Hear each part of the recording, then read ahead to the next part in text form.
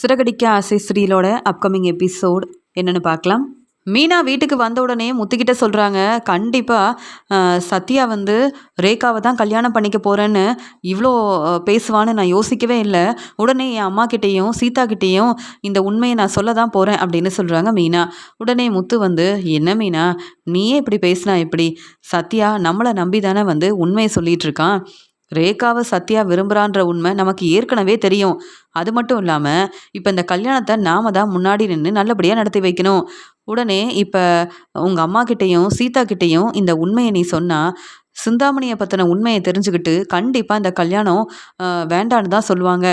ஆனால் சத்யா வந்து ரேகாவை உண்மையாகவே விரும்புகிறான்னு உனக்கு தெரியும்ல.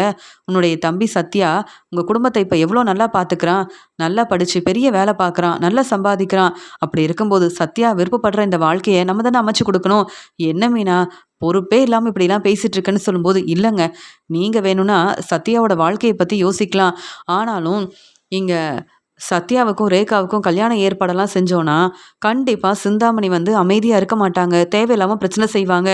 ஏற்கனவே சிந்தாமணிக்கு கிடைக்க வேண்டிய வாய்ப்பு எனக்கு கிடைச்சிருச்சுன்னு அவங்க ஆளுங்களை அனுப்பி பிரச்சனை செஞ்சதெல்லாம் நீங்கள் மறந்துட்டீங்களா? சிந்தாமணியை பற்றி ரொம்ப நல்லா நமக்கு தெரியும். அப்படி இருந்தும் இந்த கல்யாணத்தை நடத்தி வைக்கலான்னு எப்படிங்க நம்ம வந்து யோசிக்க முடியும்? வேண்டாங்க, சத்யா கிட்ட நான் பேசுகிறேன், புரிய வைக்கிறேன். என் தம்பி சத்யாவோட வாழ்க்கை எனக்கு முக்கியம் அப்படின்னு சொல்லிட்டு கிச்சனில் இருக்க வேலையெல்லாம் செய்கிறதுக்காக கிளம்புறாங்க மீனா. முத்து யோசிக்கிறாரு, எவ்வளவோ பேசி பார்த்துட்டேன், மீனா எதுக்காக இவ்வளோ அடம்பிடிக்கிறான்னு தெரிய மாட்டேங்குது. அது மட்டும் இல்லாமல் மீனா நம்ம பேச்சை கேட்க மாட்டேங்கிறா.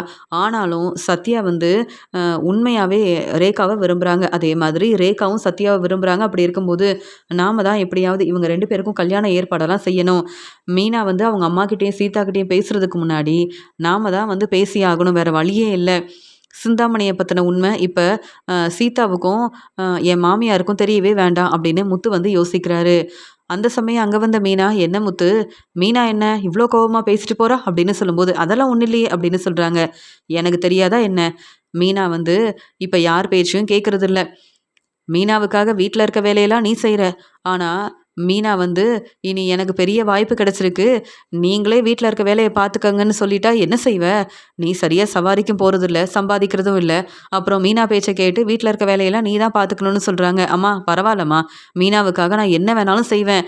மீனா தன்னுடைய வேலையை ரொம்ப பொறுப்பாக அக்கறையாக பார்த்துக்கிறா. அப்படி இருக்கும்போது மீனாவுக்காக நான் என்ன வேணாலும் செய்வேன். ஏன் வீட்டில் இருக்க வேலையை கூட பார்த்துப்பேன். போதுமாம்மா, தேவையில்லாமல் பேசாதீங்க அப்படின்னு சொல்லும்போது, மீனா உனக்கு தர வேண்டிய மதிப்பு மரியாதையை கொடுக்கணுன்னு தான் உனக்காக சப்போர்ட் பண்ணி பேசினா, இப்போ கூட நான் பேச வரதை புரிஞ்சுக்காம மீனாவுக்காக பேசுகிறல்ல அப்படின்னு சொல்கிறாங்க விஜயா. ஆமாம்மா, மீனாவை நீங்கள் புரிஞ்சிக்கவே மாட்டீங்கன்னு எனக்கு தெரியும். அப்போ மீனாவுக்காக நான் தானே சப்போர்ட் பண்ணி பேசணும்.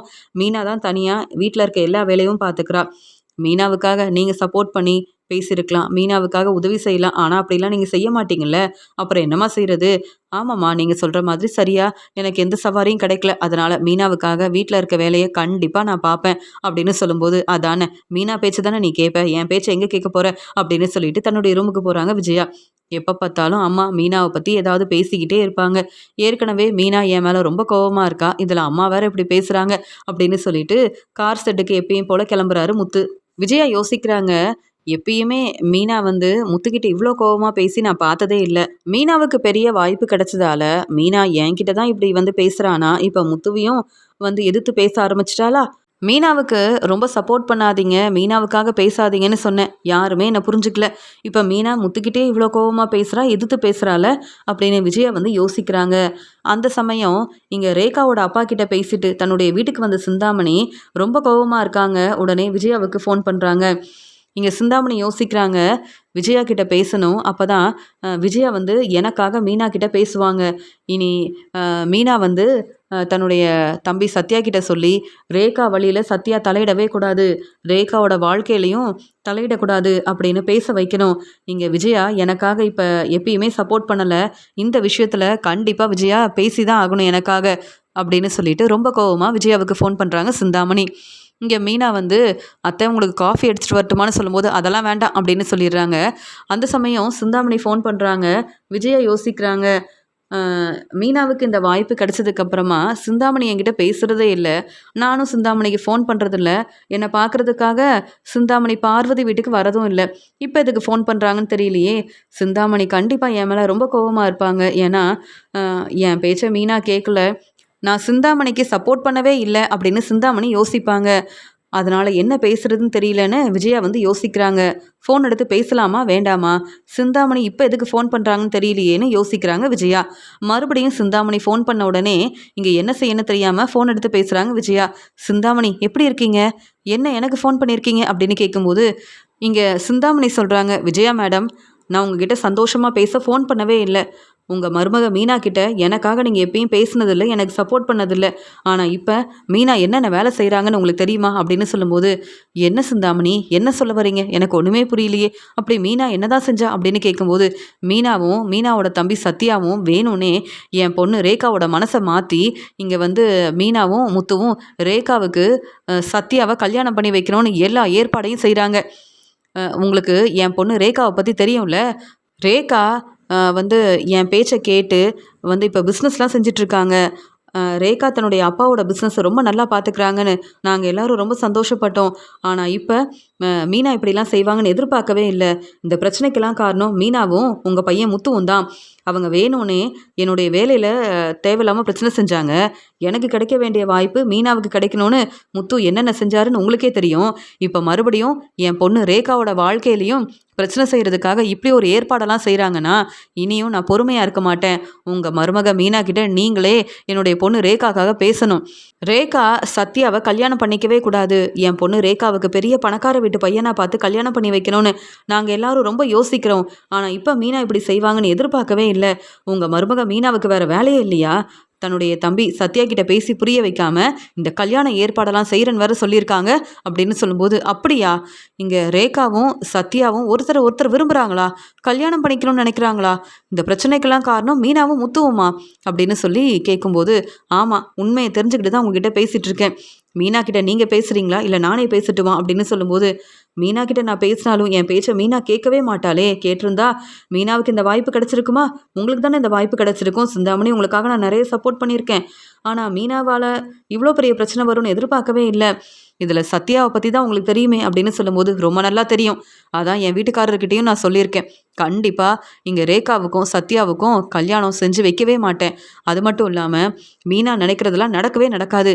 உங்கள் மருமக மீனா கிட்ட நீங்கள் பேசுங்க. முத்துக்கிட்டேயும் மீனா கிட்டேயும் நான் அப்புறமா பேசிக்கிறேன்னு சொல்கிறாங்க.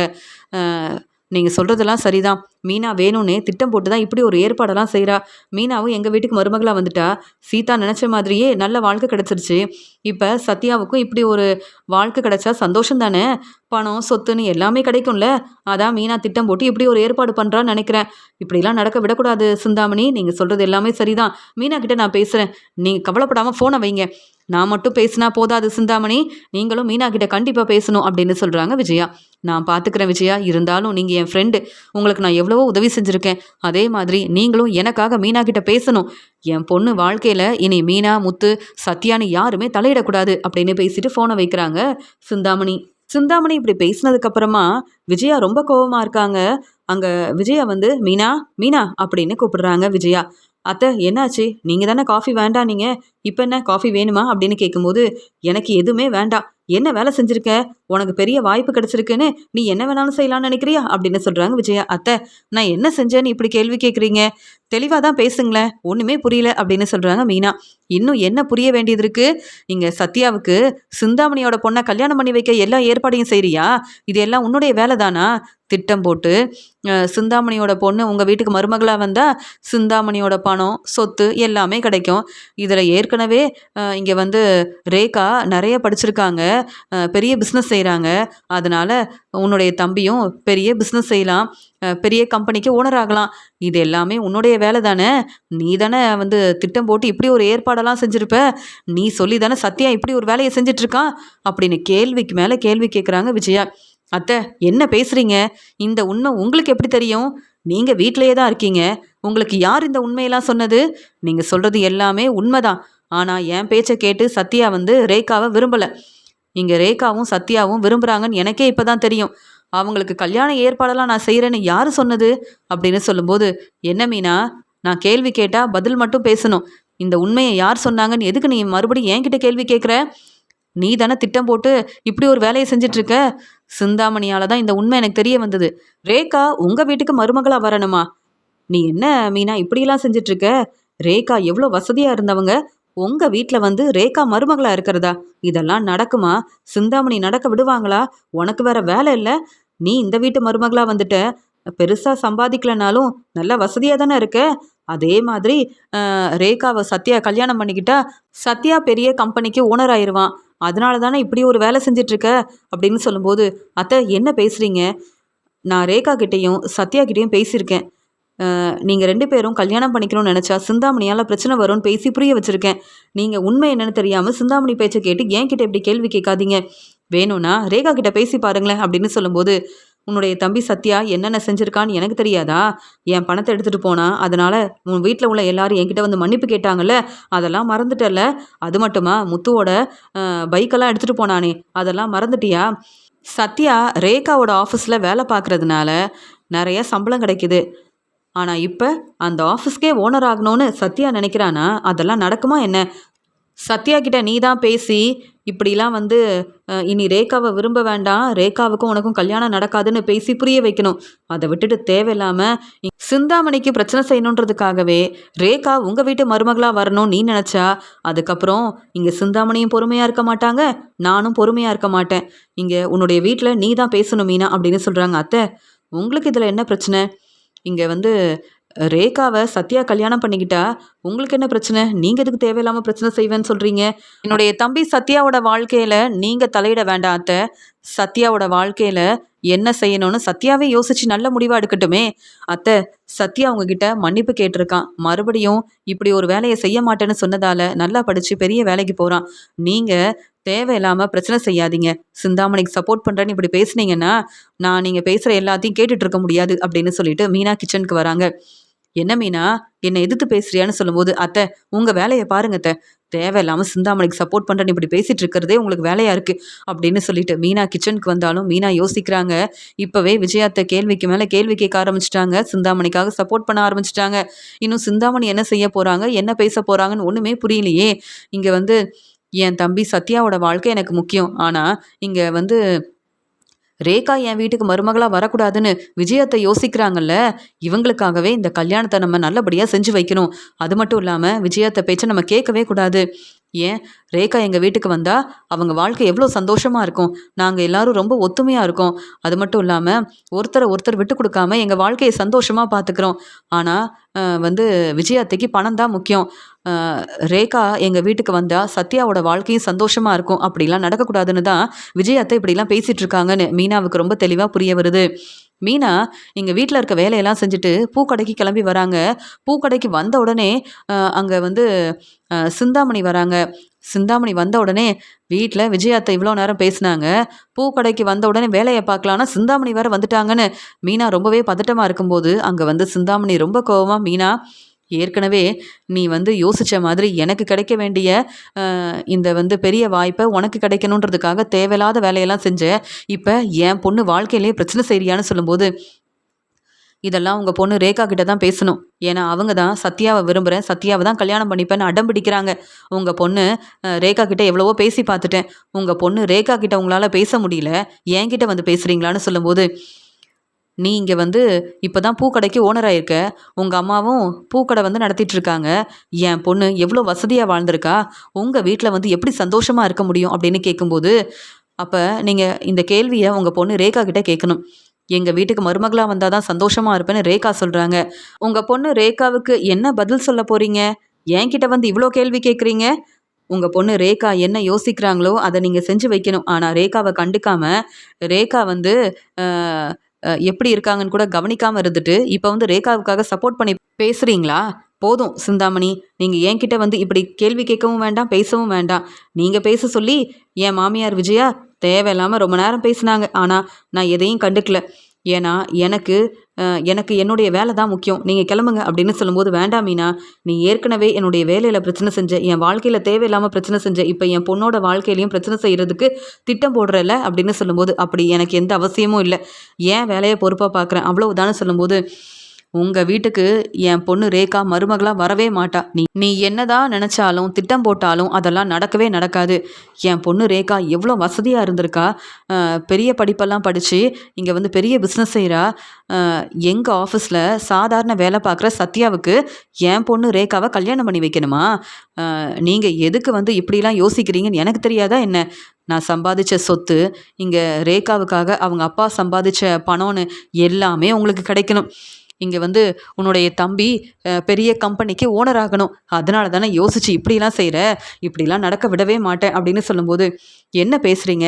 சத்யாவும் நல்லா படிச்சிருக்கான், நல்ல வேலை பார்க்குறான், நல்லா சம்பாதிக்கிறான், அப்புறம் என்ன உங்களுக்கு பிரச்சனைன்னு சொல்லும்போது, ஆனால் சத்யா உன்னுடைய தம்பி, அதனால தான் சொல்கிறேன் இந்த கல்யாணம் நடக்கவே நடக்காதுன்னு சொல்லும்போது, அப்படியா சிந்தாமணி? சத்யா என்னுடைய தம்பி, அதனால தானே இவ்வளோ கோவப்படுறீங்க. இந்த கல்யாணத்தை நானே நடத்தி வைப்பேன் அப்படின்னு சொல்கிறாங்க மீனா. வேண்டாம் மீனா, தேவையில்லாமல் இப்படிலாம் பேசாதுன்னு சொல்லும்போது, நீங்கள் தான் சிந்தாமணி தேவையில்லாமல் வந்து பிரச்சனை செய்கிறீங்க, பேசுகிறீங்க. இப்போ சொல்கிறேன், இந்த கல்யாணத்தை நடத்தி வைக்கக்கூடாது. சத்யா கிட்ட பேசி எப்படியாவது ரேகா அவங்க வாழ்க்கையை பார்க்கட்டும், ரேகா அவங்க அம்மா அப்பா பேச்சை கேட்டு அவங்க சொல்கிற பையனையே கல்யாணம் பண்ணிக்கிட்டோம் அப்படின்னு தான் சத்யா கிட்ட பேசலாம்னு நினச்சேன். நீங்கள் தேவையில்லாமல் வந்து பேசுனீங்களா? இப்போ நானும் முடிவெடுத்துட்டேன். என் தம்பி சத்யா விரும்புகிற ரேகாவை நான் கல்யாணம் பண்ணி வைக்க தான் போகிறேன். நீங்கள் என்ன செய்யணுமோ யோசித்து செய்யுங்க. நானும் பார்க்க தானே போகிறேன். நீங்கள் என்ன செய்கிறீங்கன்னு நானும் பார்க்க தானே போகிறேன் சிந்தாமணின்னு சொல்லும்போது, மீனா நீ இப்படிலாம் பேசுகிறல்ல அப்படின்னு சொல்லும்போது, ஆமாம் சிந்தாமணி, நீங்களே வந்து இப்படி தேவையில்லாமல் பேசும்போது சத்யா என்னுடைய தம்பி, என் தம்பி சத்யாவுக்காக நான் பேச மாட்டேன்னா என்ன? உங்கள் பொண்ணு ரேகா எங்கள் வீட்டுக்கு மருமகளாக வரப்போகிறாங்க. அதெல்லாம் பார்த்து நீங்கள் சந்தோஷப்படணும். ஏன்னா நீங்கள் சீக்கிரமாகவே எங்கள் வீட்டுக்கு சம்மந்தியாக போகிறீங்க. அதை நினச்சி சந்தோஷப்படாமல் ஏன் இவ்வளோ கோவப்படுறீங்க? நீங்கள் வேணும்னா எங்கள் வீட்டுக்கு வாங்கலேன், என் அம்மா கிட்ட பேசலாம், நம்மளே முன்னாடி நின்று கல்யாணத்தை செஞ்சு வைக்கலாம் அப்படின்னு சொல்கிறாங்க மீனா. மீனா இப்படி பேசுகிறத கேட்டுட்டு சிந்தாமணிக்கு ரொம்ப கோவம் வருது. சிந்தாமணி மீனா கிட்ட சொல்கிறாங்க, என்ன மீனா இப்படிலாம் பேசிகிட்டு இருக்கேன்னு சொல்லும்போது, ஆமாம், நீங்கள் எங்கள் வீட்டுக்கு சம்மந்தியாக வர போகிறீங்க. உங்களுக்கு தர வேண்டிய மதிப்பு மரியாதையை நான் கொடுக்கணும்ல. அதனால இனி கோவமாக பேச மாட்டேன். நீங்கள் என்ன இருந்தாலும் என் தம்பி சத்யாவோட மாமியாராச்சே. அதனால உங்களுக்கு தர வேண்டிய மதிப்பு மரியாதையை நான் தர வேண்டாமா? நீங்கள் எங்கள் சொந்தக்காரங்க தானே அப்படின்னு சொல்லும்போது, என்ன மீனா இப்படிலாம் பேசிகிட்டு இருக்க அப்படின்னு சொல்லும்போது, இங்கே மீனா இப்படி பேசும்போது சிந்தாமணிக்கு ரொம்ப கோவம் வருது. என்ன செய்யன்னு தெரியாமல் பதில் பேசாமல் உடனே அங்கேருந்து கிளம்பிடுறாங்க சிந்தாமணி. வீட்டுக்கு வந்து சிந்தாமணி யோசிக்கிறாங்க, மீனா கிட்ட பேசி ஒரு பிரயோஜனமும் இல்லை. முத்துவும் மீனாவும் எப்படியாவது இந்த கல்யாணத்தை நடத்தணும்னு நினைக்கிறாங்க. ஆனால் ரேகா என் பேச்சை கேட்குறாங்களா இல்லையான்னு தெரியல. இனி ரேகா ஆஃபீஸ்க்கு போகவும் வேண்டாம், எந்த வேலையும் பார்க்க வேண்டாம், நம்ம வீட்டிலே இருக்கட்டும். ரேகாக்கு இப்போவே ஃபோன் பண்ணி வீட்டுக்கு வர வைக்கணும். ரேகா இங்கே இருந்தால் தான் ரேகாவை நல்லபடியாக பார்த்துக்க முடியும். மீனா சொன்ன மாதிரி இந்த கல்யாணம் நடக்கக்கூடாது. மீனா நினைக்கிற மாதிரி இங்கே சத்யா என் வீட்டுக்கு மருமகனாக வரவே கூடாது. அப்படிலாம் நடந்தால் என்னால் பொறுமையாக இருக்கவே முடியாது. அப்புறம் சத்யா என்ன மாமியார் தானே கூப்பிடுவான். என்னால் இதெல்லாம் நினச்சி பார்க்கவே முடியலையே அப்படின்னு சொல்லிட்டு மீனா வந்து பேசுனதெல்லாம் நினச்சி பார்த்த சிந்தாமணிக்கு ரொம்ப கோவம் வருது. உடனே ரேகாவுக்கு ஃபோன் பண்ணுறாங்க. ரேகா எங்கே இருக்குன்னு கேட்குறாங்க. அம்மா எதுக்குமா அப்பாவை பார்க்க போனீங்க அப்படின்னு சொல்லும்போது, எல்லாம் உன்னை பற்றி பேசதான் ரேகான்னு சொல்கிறாங்க. எதுக்குமா என்னை பற்றி பேசுறதுக்காக போனீங்க? உங்கள் வாழ்க்கையை நீங்கள் பார்த்துருக்கலாமே அப்படின்னு சொல்லும்போது, ரேகா உனக்கு சீக்கிரமாக கல்யாண ஏற்பாடெல்லாம் செய்யணும். பெரிய பணக்கார வீட்டு பையனாக பார்த்து கல்யாணம் பண்ணி வைக்கணும்னு நினைக்கிறேன். அதான் பேசுறதுக்காக வர சொல்கிறேன். உங்கள் அப்பா கிட்டேயும் பேசியிருக்கேன்னு சொல்லும்போது, போதுமா, எனக்கு எல்லாமே தெரியும். நான் கண்டிப்பாக இனி உங்களை பார்க்க வரவே மாட்டேன், உங்கள் வீட்டுக்கு வரமாட்டேன்னு சொல்லும்போது, ரேகா என்ன இப்படி பேசுகிற? ரேகா நீ என்ன சொன்னாலும் நான் கேட்பேன், நீ என்கிட்ட வந்து பேசு அப்படின்னு சொல்கிறாங்க. சரிம்மா நான் வரேன் அப்படின்னு சொல்லிட்டு ரேகா சிந்தாமணி பேச்சை கேட்டு இன்னைக்கு சத்யாவை பற்றி அம்மா கிட்ட பேசி புரிய வைக்கணும். அம்மாவும் சரின்னு சொல்லிட்டாங்கன்னா மீனா முத்து மட்டும் இல்லை, என் வீட்டில் உள்ள எல்லாரும் இந்த கல்யாணத்துக்கு சரின்னு சொல்லிடுவாங்கன்னு ரொம்ப சந்தோஷமாக அங்கே சிந்தாமணி வீட்டுக்கு கிளம்பி வராங்க ரேகா. ஆனால் ரேகா வந்த உடனே சிந்தாமணி ரொம்ப கோவமா, என்ன ரேகா இப்படி ஒரு வேலை செஞ்சு வச்சிருக்கேன்னு சொல்லும்போது, அம்மா என்னம்மா ரொம்ப சந்தோஷமாக பேசுகிறீங்க, நான் வீட்டுக்கு வந்த உடனே ரொம்ப கோவப்படுறீங்க, நான் கிளம்புறேன்னு சொல்லும்போது, இல்லை இனி இங்கே தான் இருக்கணும், என்னுடைய ரூமில் தான் இருக்கணும், நீ எங்கேயும் போக வேண்டாம், இனி சத்யா கிட்ட நீ பேசக்கூடாது, உன்னுடைய ஃபோனையும் என்கிட்ட கொடுத்துரு அப்படின்னு சொல்லிட்டு அவங்கள வந்து அங்கேருந்து அனுப்பவே கூடாதுன்னு அந்த ரூமில் வந்து தங்க வைக்கிறாங்க. அம்மா நான் முதல்ல நம்ம வீட்டுக்கு கிளம்பணும், என்ன இங்கேருந்து அனுப்புங்க அப்படின்னு சொல்கிறாங்க. முடியவே முடியாது, ஒன்னால் அந்த மீனா என்னென்ன பேசுகிறா தெரியுமா? நானே இந்த கல்யாணத்தை முன்னாடி நின்று நடத்தி வைப்பேன்னு பேசுகிறா. இதில் வந்து மீனா முத்து நினைக்கிறதெல்லாம் எப்பயுமே நல்லபடியாக நடக்குது. நீயும் என்னை தலைகுனியை வைக்கணும்னு சத்யா கிட்ட வேற பேசிகிட்டு இருக்கல்ல, சத்யா வந்து இந்த வீட்டுக்கு மாப்பிள்ளையா வரதா? அதெல்லாம் முடியவே முடியாது. சத்யாவை பற்றி தெரியாமல் நீ சத்யாவை விரும்பிட்டு இருக்க. என்னால் இந்த கல்யாணத்தை ஏற்றுக்கவே முடியாது. நான் சொல்கிற பையனை தான் நீ கல்யாணம் பண்ணிக்கணும் அப்படின்னு சொல்லும்போது, அம்மா உங்கள் பேச்சை கேட்டு உங்களை பார்க்க வந்தது எவ்வளோ பெரிய தப்புன்னு இப்போதாம்மா புரியுது. அம்மா நான் நம்ம வீட்டுக்கு போகணும். இந்த ரூம்லேயே என்னால் இருக்க முடியாது அப்படின்னு பேசிகிட்டு இருக்காங்க. சிந்தாமணி வீட்டிலேருந்து எப்படியாவது கிளம்பி வரணும் அப்படின்னு ரேகா யோசிக்கிறாங்க. ஆனால் ரேகா இங்கேயே தான் இருக்கணும்னு அங்கே இந்த ரூம்லேயே ரேகா இருந்தால் போதும். இங்கே மீனாவும் முத்துவும் யோசிக்கிறதெல்லாம் நடக்கக்கூடாது. எப்படியும் வந்து என் பொண்ணு ரேகாவுக்கு என் ஃப்ரெண்டுக்கிட்ட பேசி என் ஃப்ரெண்டோட பையனை கல்யாணம் பண்ணி வைக்கணும். அதுக்கப்புறம் ரேகா நினைக்கிறதெல்லாம் நடக்காது. வெளியூருக்கு வந்து ரேகாவை வந்து கல்யாணம் முடிஞ்சதுக்கப்புறமா அனுப்புனா அப்புறம் ரேகாவோட வாழ்க்கை ரொம்ப சந்தோஷமா இருக்கும் அப்படின்னு சிந்தாமணி யோசிக்கிறாங்க. ரேகா எப்படியோ நம்ம வீட்டுக்கு வந்துட்டாங்க. இனி ரேகா ஏன் பேச்சை தான் கேட்கணும் அப்படின்னு சிந்தாமணி வந்து யோசிக்கிறாங்க. நீங்கள் வந்து சத்யா ரொம்ப பதட்டமாக வீட்டுக்கு வரும்போது மீனா சொல்கிறாங்க, என்ன சத்யா என்ன ஆச்சுன்னு கேட்க, அக்கா இங்கே ரேகா இப்போ தான் ஃபோன் பண்ணாங்க. இங்கே சிந்தாமணி வீட்டில் தான் இருக்காங்க. அங்கேருந்து வர முடியலன்னு வர சொல்கிறாங்க. சிந்தாமணி ரேகாவுக்கு கல்யாண ஏற்பாடெல்லாம் செய்யணும்னு வந்து யோசிக்கிறாங்களாம். அதனால் என்ன செய்யன்னு தெரியல அப்படின்னு பேசினாங்க. அப்பப்போ வந்து ஃபோனில் பேச முடியாதுக்கா. ஏன்னா ரேகாவோட ஃபோன் வேற சிந்தாமணிக்கிட்ட இருக்குன்னு நினைக்கிறேன். இப்போ என்னக்கா செய்கிறது அப்படின்னு சொல்லும்போது, இப்போ யோசிக்கிற ஆனால் என் பேச்சை கேட்கலல்ல, இப்படி பிரச்சனை வரும்னு முன்னாடி யோசனை பண்ணியிருக்கலாமே அப்படின்னு சொல்லும்போது, அக்கா ரேகா சிந்தாமணியோட பொண்ணுன்னு எனக்கே இப்போ தான் தெரிய வந்திருக்கு. அக்கா உண்மையாகவே ரேகாவை நான் விரும்புகிறேன். எனக்கு நீங்கள் தான் உதவி செய்யணும் அப்படின்னு சொல்லும்போது, அந்த சமயம் முத்து வராங்க. என்ன மீனா எதுக்கு ஃபோன் பண்ண அப்படின்னு கேட்கும்போது, மாமா ரேகா இப்போ வந்து சிந்தாமணி வீட்டில் இருக்காங்க, என்ன செய்கிறது அப்படின்னு சொல்லும்போது, வேறு வழியே இல்லை. ரேகாவை எப்படியாவது அங்கேருந்து கூப்பிட்டு வரணும். முதல்ல இங்கே வந்து சத்யாவுக்கு ரேகாவுக்கும் கல்யாண ஏற்பாடெல்லாம் செய்யணும் அப்படின்னு சொல்லும்போது, அவ்வளோ நேரம் பொறுமையாக இருந்த மீனா சொல்கிறாங்க, நீங்கள் சொல்கிறது எல்லாமே சரிதான். சிந்தாமணி வேணும்னே இந்த கல்யாணம் நடக்கக்கூடாதுன்னு யோசிக்கிறாங்க. ரேகா எங்கள் வீட்டுக்கு மருமகளாக வரக்கூடாதுன்னு நினைக்கிறாங்க. இன்றைக்கி சிந்தாமணி என்கிட்ட என்னெல்லாம் பேசுனாங்க தெரியுமா? அது மட்டும் இல்லை, விஜயாத்தையும் சிந்தாமணிக்கு சப்போர்ட் பண்ணி தேவையில்லாமல் பேசுனாங்க.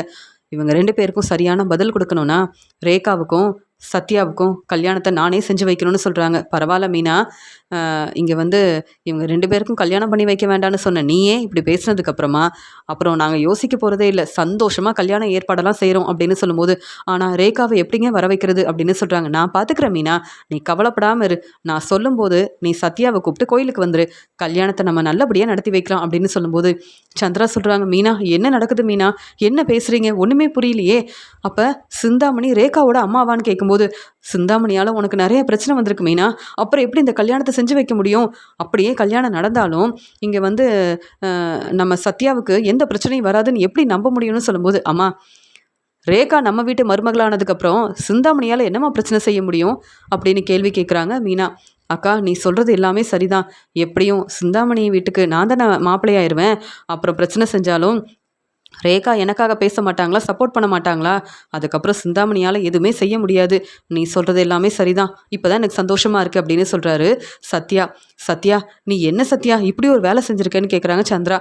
அம்மா மீனாக்கா முத்துமாமா எல்லாரும் சப்போர்ட் பண்ணுறாங்க, நீங்களும் சப்போர்ட் பண்ணுங்கம்மா, என்னை மன்னிச்சிருங்கம்மா அப்படின்னு மன்னிப்பு கேட்டதால் சத்யாவுக்கு வந்து கல்யாண ஏற்பாடெல்லாம் செய்கிறதுக்காக மீனாவும் எல்லாருக்கும் ஃபோன் பண்ணுறாங்க.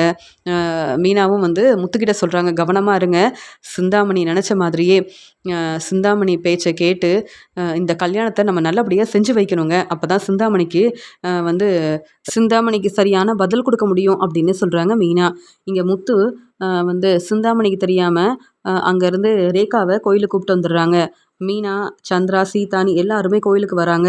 அங்கே வந்து சத்யா இங்கே வந்து ரேகாவை பார்த்த உடனே, மாமா முத்து மாமா நீங்கள் மட்டும் இந்த உதவி செய்யலைனா ரேகா இங்கே வந்திருக்கவே முடியாதுன்னு சொல்லும்போது, நான் தான் சொன்னேன்ல மீனாவுக்காக நான் என்ன வேணாலும் செய்வேன்.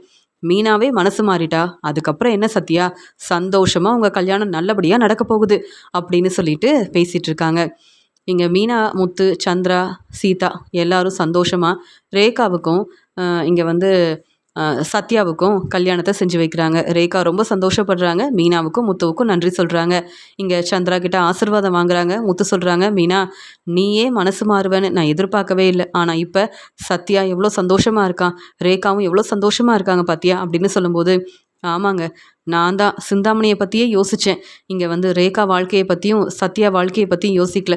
இனி சிந்தாமணியால் நமக்கு எந்த பிரச்சனையும் வராதுன்னு தெளிவாக புரிஞ்சுக்கிட்டேன் அப்படின்னு சொல்லிட்டு இங்கே சந்திராவோட வீட்டுக்கு ரேகாவையும் சத்யாவையும் கூப்பிட்டு வராங்க. சத்யா ரொம்ப சந்தோஷப்படுறாரு. முத்து சொல்கிறாங்க, இனி உங்கள் 2 பேரோட வாழ்க்கையும் ரொம்ப சந்தோஷமாக இருக்கும்.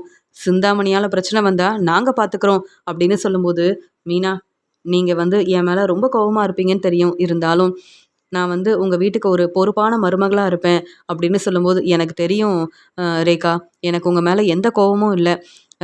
நீங்கள் எங்கள் குடும்பத்தை புரிஞ்சுக்கிட்டு எங்கள் வீட்டு மருமகளாக இருக்கணும்னு ஆசைப்பட்டு தானே இங்கே வந்து இந்த வீட்டுக்கு வந்திருக்கீங்க. அதே மாதிரி சத்யாவை விரும்பி கல்யாணம் பண்ணியிருக்கீங்க. என் வீட்டில் உள்ள எல்லாரையும் நீங்கள் ரொம்ப பொறுப்பாக அக்கறையாக பார்த்துப்பீங்கன்னு உங்கள் மேலே நம்பிக்கை இருக்குது. என்ன உங்கள் அம்மா சிந்தாமணியை பற்றி மட்டும்தான் யோசித்தேன். ஆனால் இப்போ சிந்தாமணியால் பிரச்சனை வந்தால் எப்படி சமாளிக்கணும்னு எனக்கு தெரியும். நீங்கள் கவலைப்படாமல் இருங்க. என்ன இருந்தாலும் சிந்தாமணி வேற யாரும் இல்லையே, எங்கள் வீட்டு சம்மந்தியாச்சே. அவங்க கோவப்பட்டாலும் எப்படி வந்து பிரச்சனையை சமாளிக்கணும்னு நான் பார்த்துக்கிறேன். கவலைப்படாமல் இருங்கன்னு மீனா பேசும்போது சந்தோஷப்படுறாரு சத்யா. சிந்தாமணி விஜயாவுக்கு ஃபோன் பண்ணுறாங்க. விஜயா மேடம், மீனா எங்கே இருக்காங்க அப்படின்னு கேட்கும்போது, மீனாவும் முத்துவும் இன்னும் வீட்டுக்கே வரலையே அப்படின்னு சொல்கிறாங்க. என் பொண்ணு ரேகா என் வீட்டில் தான் இருந்தா, இப்போ ரேகாவும் எங்கே போயிருக்கான்னு தெரியல. அதனால் நீங்கள் தான் மீனாக்கிட்டேயும் முத்துக்கிட்டேயும் கேட்டு பார்க்கணுன்னு சொல்லும்போது, மீனாக்கிட்டேயும் முத்துக்கிட்டேயும் நான் பேசுகிறதாவே இல்லைன்னு சொல்கிறாங்க. எனக்கு என்னவோ சந்தேகமாக இருக்குது. அப்போ மீனாவும் முத்துவும் சந்திரா வீட்டுக்கு போயிருப்பாங்களான்னு விஜயா யோசிக்கிறாங்க. சிந்தாமணி நீங்கள் கிளம்பி வாங்க, இங்கே மீனா வீட்டில் போய் பார்க்கலாம் அப்படின்னு சொல்லிட்டு விஜயாவும் சிந்தாமணியும் இங்கே மீனா வீட்டுக்கு கிளம்பி வராங்க. இங்கே வந்து விஜயாவும் சிந்தாமணியும் வந்த உடனே மீனா கிட்ட கேள்விக்கு மேலே கேள்வி கேட்குறாங்க. என்ன மீனா, இங்கே வந்து ரேகா எங்கே அப்படின்னு கேட்குறாங்க விஜயா. உடனே விஜயாத்த, நீங்கள் எதுக்கு ரேகாவை பற்றி கேட்குறீங்க அப்படின்னு சொல்லிட்டு சிந்தாமணி கிட்ட சொல்கிறாங்க. நீங்கள் எங்கள் வீட்டு சம்மந்தி, நீங்கள் வாங்க. அம்மா சிந்தாமணி காஃபியெல்லாம் எடுத்துகிட்டு வாங்க அப்படின்னு சொல்கிறாங்க மீனா. இங்கே சிந்தாமணி ரொம்ப கோவமா, என்ன மீனா தேவையில்லாமல் பேசிகிட்டு இருக்க அப்படின்னு சொல்லும்போது, ஆமாம் நீங்கள் உங்களுக்கு தெரியாதுல்ல, இப்போ தான் நீங்கள் ரேகாவுக்கும் என் தம்பி சத்யாவுக்கும் கல்யாணம் நடந்துச்சு. நீங்களே வந்துட்டீங்க. நான் சொல்லணும்னு நினச்சேன். ஆனால் என்ன செய்ய, நீங்கள் சம்மந்தியாச்சே, அதான் தேடி வந்துட்டீங்க. சத்யா, ரேகா, இங்கே யார் வந்திருக்காங்கன்னு பாருங்க. சிந்தாமணி கிட்ட வந்து ஆசீர்வாதம் வாங்குங்க அப்படின்னு சொல்கிறாங்க. அங்கே வந்து ரேகாவை பார்த்த உடனே சிந்தாமணி, ரேகா என்ன இதெல்லாம் அப்படின்னு சொல்லும்போது, அம்மா எனக்கும் சத்யாவுக்கும் கல்யாணம் நடந்துருச்சு.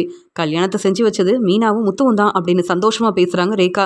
இங்கே சிந்தாமணி ரொம்ப கோவமா, ரேகா இப்படிலாம் நீ செய்வேன்னு எதிர்பார்க்கவே இல்லை. என் பேச்சை நீ கேட்டிருந்தா உனக்கு இன்னும் வந்து உன்னுடைய வாழ்க்கை ரொம்ப சந்தோஷமாக இருக்கும். பெரிய பணக்கார வீட்டு பையனாக பார்த்து கல்யாணம் பண்ணி வச்சுருப்பேன். இந்த வீட்டிலேருந்து நீ கஷ்டப்படணுமா அப்படின்னு கேட்குறாங்க. அம்மா இந்த வீட்டில் எல்லாரும் என்னை ரொம்ப சந்தோஷமாக பார்த்துப்பாங்கன்ற நம்பிக்கையில் தான் சத்யாவை கல்யாணம் பண்ணிக்கிட்டேன். நம்ம வீட்டில் இருந்தப்ப நீங்களும் என்னை பார்த்துக்கல. அப்பாவும் தன்னுடைய வேலை தான் முக்கியம்னு இருந்தார். ஏன் எனக்கு ரொம்ப முடியாமல் இருந்தப்போ கூட எனக்காக பேச நீங்கள் வரவே இல்லை. என்னை ஹாஸ்பிட்டல் கூட்டிகிட்டு போகலை. இப்படி என்னை கண்டுக்காமல் இருந்த நீங்கள் ஏமா தேவையில்லாமல் பேசிகிட்டு இருக்கீங்க? அம்மா என்னையும் சத்யாவையும் ஆசீர்வாதம் பண்ணுங்க. என்ன இருந்தாலும் சத்யா என்னுடைய வீட்டுக்காரர்மா. அப்படி இருக்கும்போது நீங்கள் வந்து என்னை புரிஞ்சுக்கணும். எனக்காக இனியாவது சப்போர்ட் பண்ணி பேசணும்னு சொல்லும்போது, கண்டிப்பாக இந்த கல்யாணத்தை நானும் ஏற்றுக்க மாட்டேன், உங்கள் அப்பாவும் ஏற்றுக்கவே மாட்டார் அப்படின்னு சொல்லும்போது ரொம்ப கோவமாக பேசுகிறாங்க மீனா. உனக்கு எதுக்கு இந்த தேவையில்லாத வேலை அப்படின்னு சொல்லும்போது, அத்தை என் தம்பி சத்யாவுக்காக நான் தானே கல்யாணம் ஏற்பாடு செய்யணும். அதான் சத்யாவுக்கு விரும்பின வாழ்க்கையை அமைச்சு கொடுத்துருக்கேன். இதில் உங்களுக்கு என்ன பிரச்சனை அப்படின்னு சொல்லும்போது, ஆமாம் இங்கே வந்து சிந்தாமணிக்கு இந்த கல்யாணத்தில் கொஞ்சம் கூட விருப்பமே இல்லை. அவங்க பேச்சை கேட்காம எப்படி வந்து சத்யாவுக்கும் ரேகாவுக்கும் நீ கல்யாண ஏற்பாடெல்லாம் செய்யலாம் அப்படின்னு சொல்லும்போது, அத்தை போதும் அத்தை, நீங்கள் நினைக்கிற மாதிரி நாங்கள் ஒன்றும் பணம் முக்கியம்னு நினச்சி இந்த கல்யாணத்தை செய்யலை. என் தம்பி சத்யா சந்தோஷப்படணுன்றதுக்காக தான், இங்கே ரேகா விரும்பின வாழ்க்கை கிடைக்கணுன்றதுக்காக தான் இப்படிலாம் செஞ்சுருக்கோம். நீங்கள் கேள்வி கேட்காதீங்க.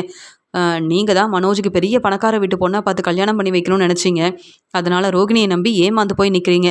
ஆனால் ரேகா அப்படி இல்லை. எங்கள் வீட்டில் பொறுப்பான மருமகளாக எங்கள் எல்லாரையும் ரொம்ப நல்லா பார்த்துப்பாங்கன்ற நம்பிக்கை எனக்கு இருக்குது. போதும் அத்தை, சிந்தாமணிக்கு சப்போர்ட் பண்ணி பேசுகிறேன்னு தேவையில்லாமல் நீங்களும் வந்து என் முன்னாடி அவமானப்பட்டு தலை குனிஞ்சு நிற்காதீங்க அப்படின்னு பதில் பேசுகிறாங்க மீனா. மீனா இப்படி சிந்தாமணிக்கு சரியான பதில் கொடுக்கணுன்றதுக்காக மனசு மாறினது மட்டும் இல்லாமல் ரேகாவுக்கும் சத்யாவுக்கும் கல்யாணம் பண்ணி வச்சதால பதில் பேச முடியாமல் நிற்கிறாங்க சிந்தாமணி. உடனே அங்கே வந்த முத்து, என்ன சிந்தாமணி ரொம்ப கோவப்படுறீங்க? என்ன இருந்தாலும் இப்போ மீனா வீட்டுக்கு நீங்கள் சம்மந்தி ஆயிட்டீங்க. நீங்கள் வந்து எப்பயும் போல் சந்தோஷமாக பேச வேண்டியதானே. இந்தாங்க ஸ்வீட்டெல்லாம் எடுத்துக்கோங்க. என்ன மீனா உங்கள் வீட்டு சம்மந்தி இவ்வளோ கோவப்படுறாங்கன்னு சொல்லும்போது, அதெல்லாம் சீக்கிரமாகவே எங்களை பற்றி புரிஞ்சுப்பாங்க விஜயாத்தை. நீங்கள் தான் எங்கள் அம்மாவை புரிஞ்சுக்காமல் பேசுவீங்க. ஆனால் சிந்தாமணி எவ்வளோ பொறுமையாக அமைதியாக பேசுகிறாங்க பார்த்தீங்களா? அதனால் நீங்களும் என்னை மருமகளாக ஏற்றுக்கோங்க. அதே மாதிரி என் அம்மா கிட்டேயும் சந்தோஷமாக பேசுங்க. என்ன இருந்தாலும் நீங்களும் எங்கள் சம்மந்தி தான், சிந்தாமணியும் எங்கள் வீட்டு சம்மந்தி தான் அப்படின்னு பேசும்போது இங்கே விஜயாவும் சிந்தாமணியும் ஒருத்தரை ஒருத்தர் பார்த்துக்கிறாங்க. மீனா இப்படி செய்வான்னு எதிர்பார்க்கவே இல்லை அப்படின்னு விஜயா ரொம்ப கோவமா அங்கேருந்து கிளம்புறாங்க. சிந்தாமணி யோசிக்கிறாங்க. மீனா என்னுடைய வேலையில பிரச்சனை செஞ்சாங்க. இப்ப என் பொண்ணு ரேகா இந்த வீட்டுக்கு மருமகளா வந்துட்டா. இப்படி நடக்கும்னு நான் எதிர்பார்க்கவே இல்ல. ரேகாவோட வாழ்க்கை ரொம்ப சந்தோஷமா இருக்கும்னு நெனச்சேன். ஆனா மீனா வேணும்னே திட்டம் போட்டு ரேகாவுக்கும், சத்யாவுக்கும் கல்யாண ஏற்பாடெல்லாம் செய்றேன்னு என்ன தலகுனிய வச்சுட்டாளே!